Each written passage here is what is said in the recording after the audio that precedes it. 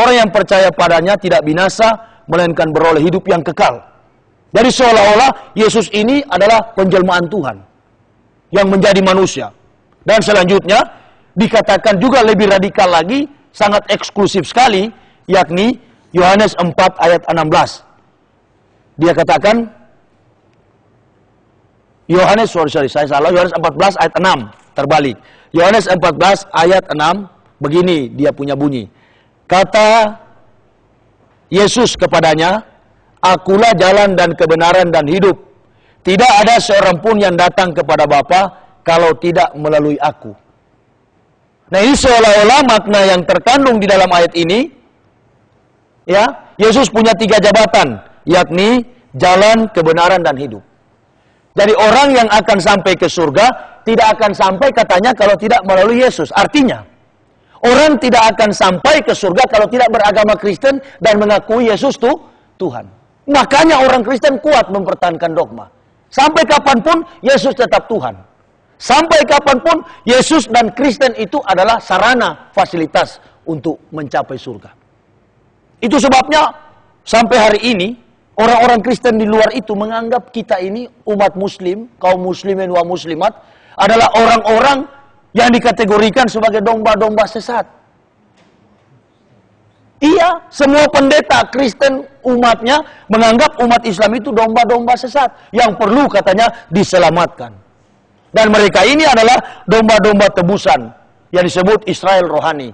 Padahal dari nenek moyangnya tidak ada daftar silsilah orang Indonesia masuk kategori Bani Israel.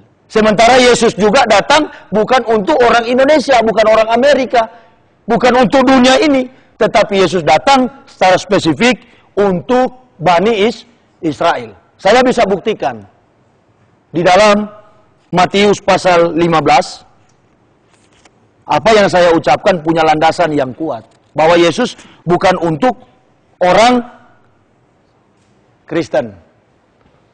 Matius 15 ayat 24, dia bilang begini, akan relevan dengan yang tadi, Yohanes 14 ayat 6. Matius 15 ayat 24, dia bilang, jawab Yesus, Aku diutus hanya kepada domba-domba yang hilang dari umat Israel.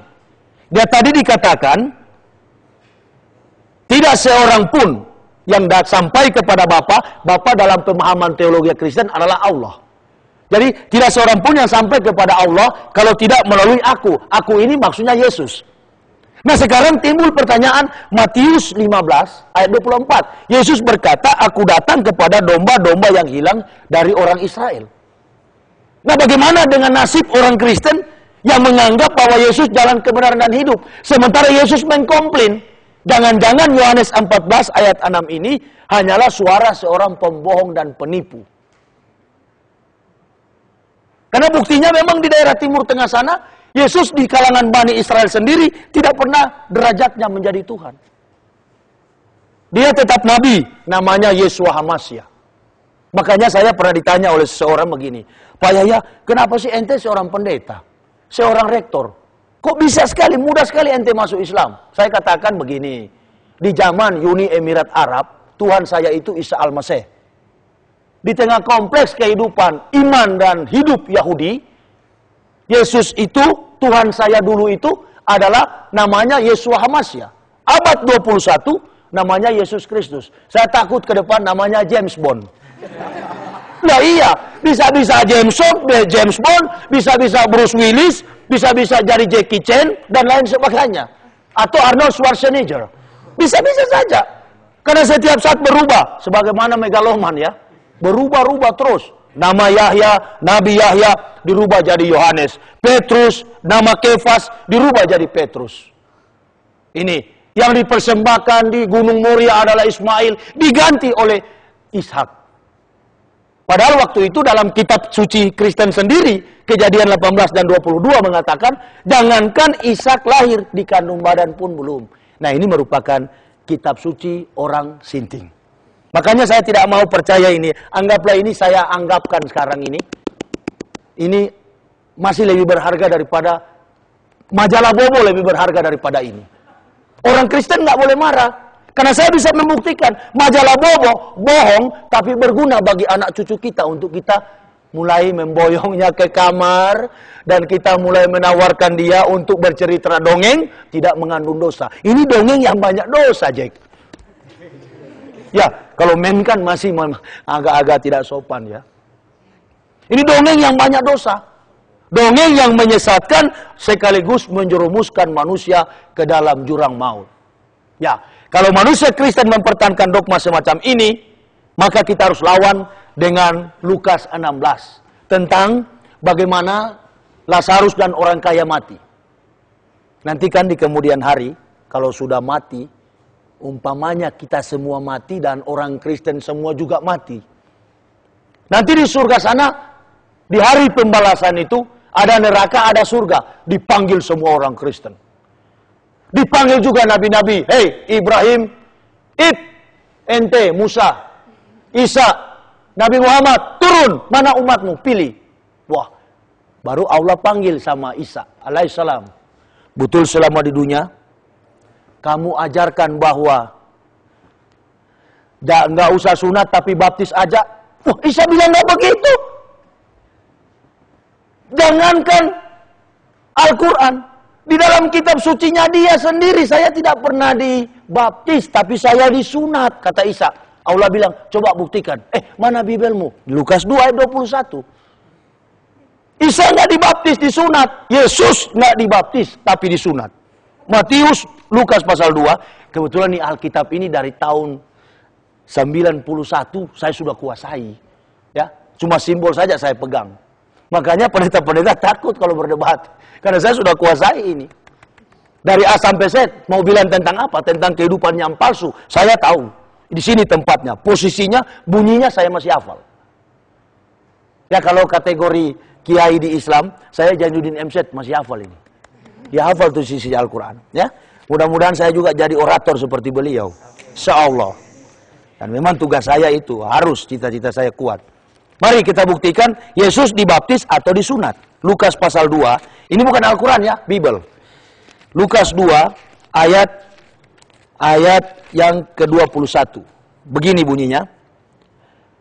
Yesus disunat dan diserahkan kepada Tuhan. Waduh, Yesus disunat diserahkan kepada Tuhan. Lantas Tuhan mana lagi nih Yesus? Memang nih agama Kristen Tuhannya double.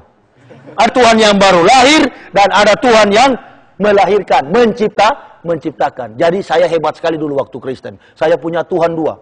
Semacam mobil itu double gardan. Jadi kalau Tuhan satu nggak dengar, ada. Kalau Tuhan pencipta nggak dengar, ada Tuhan yang menciptakan dengar doaku. Maka Lukas 21 dia katakan, dan ketika genap 8 hari dan ia harus disunatkan, ia diberi nama Yesus, yaitu nama yang disebut oleh malaikat sebelum ia dikandung ibunya. Nah, waktu orang Kristen dikumpul, orang Islam dikumpul, baru Allah tanya, lantas siapa yang suruh ajar baptis? Oh, ini pemabuk-pemabuk ini akan datang sama pendeta-pendeta itu. Ini pendeta-pendeta yang ajarkan. Pendeta-pendeta ini udah ditanya sama malaikat. Pendeta-pendeta katakan, wah bukan kami. Kami cuma mengacu dari apa yang Paulus bilang. Panggil Paulus. Ini Paulus dalam riwayat hidupnya, kakinya pengkor, matanya picak, dan kepalanya botak. Ini orang ini yang mengisahkan, yang mentuhankan Nabi Isa. Dia yang meyesuskan Nabi Isa. Padahal sebenarnya kalau kita lihat di gambar-gambar orang Kristen, kenapa sih kita nggak mau berpikir? Gambar-gambar di rumah yang tersalib, kalau kita lihat secara antropomorfis. Antropomorfisme itu, antropos manusia, pisme itu bentuk. Kalau kita lihat yang di dinding-dinding rumah orang Kristen, yang begini itu pakai sempak itu bukan orang Arab. Tetapi itu orang bule. Nah ini timbul pertanyaan, dari mana ada Nabi bule?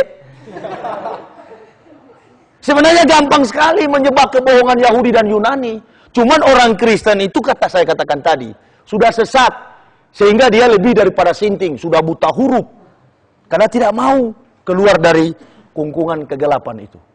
Banyak sekali hal-hal yang mempertahankan mereka sehingga mereka kuat bertahan pada ajaran Kristen. Tapi intinya hanya 2 ayat tadi. Yohanes 3 ayat 16 dan Yohanes 14 ayat 6. Jadi kalau adik dia jawab dengan hal itu, hal langsung bertanya saja. Kalau begitu Tuhan datang,